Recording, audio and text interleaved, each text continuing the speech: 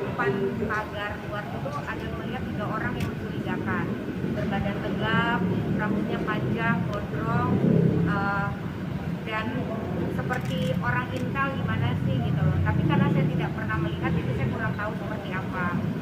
Setelah itu saya diinfokan oleh pembantu kejadian ada 3 orang tersebut.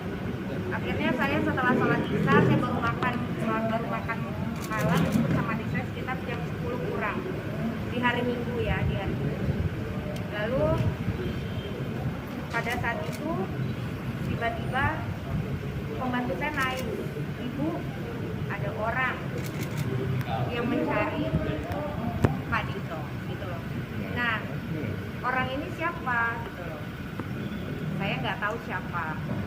Tiba-tiba datanglah semua, dari saya suruh udah kunci semuanya, langsung suruh asisten rumah tangga saya itu suruh kunci. Tiba-tiba rame, datang 3, 5, 10, dan itu adalah oknum dari TNI.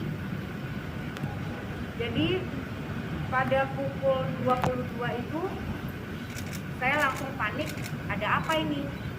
Apakah kedatangan saya ke Palembang ini membuat ancaman untuk oknum TNI tersebut gitu loh. Jadi hari Senin itu, dan pengancaman itu, teror itu terjadi dari pukul 10 malam sampai jam 7.30 pagi. Saya tuh benar-benar tidak tidur sama sekali, dalam keadaan capek, baru pulang dari luar kota. Saya menemui seseorang tapi juga tidak bisa saya temui. Akhirnya saya pulang ke Jakarta, mendapatkan perlakuan seperti itu juga.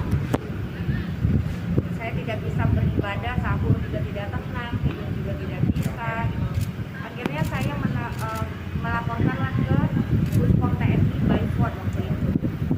Akhirnya di Puspom TNI itu mereka datang ke rumah dan melihat keadaan situasi sudah clear, baru saya evakuasi. Setelah itu kakak saya membuat laporan hari Senin tersebut, hari yang sama. Hari Senin kakak saya membuat laporan ke Puspom.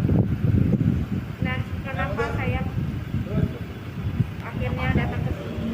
Karena saya meminta perlindungan LPSK atas terkaitnya peristiwa teror dan ancaman terhadap saya dan keluarga yang dilakukan pada hari Minggu, sejak mulai hari Minggu. Dan peristiwa ini sudah sangat menimbulkan trauma, karena yang datang itu bukan hanya 1-2 orang, tapi betul-betul 30 orang dan saya sudah mendapatkan data-datanya.